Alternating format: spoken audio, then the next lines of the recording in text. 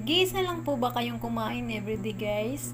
Yan, paano po ba kayo magtipid sa inyong mga ulam or sa inyong pagkain everyday? Ito guys, ang aking pagkain ngayon. Ayan, nagsaing lang ako ng kaya ko lang ubusin. Hindi ito yung ulam ko guys. Ayan, bumili lang ako sa labas kasi syempre sa mga nagwo-work or kagaya kong nagwo-work, kaya tinatamad ng magluto, kaya bumili na lang tayo guys.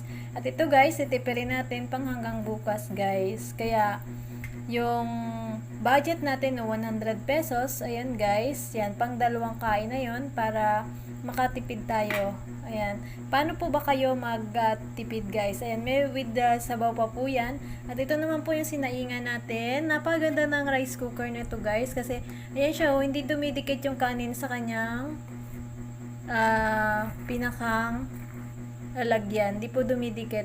Non-stick to guys, napakagandang lutuan nito. Kaya comment ka lang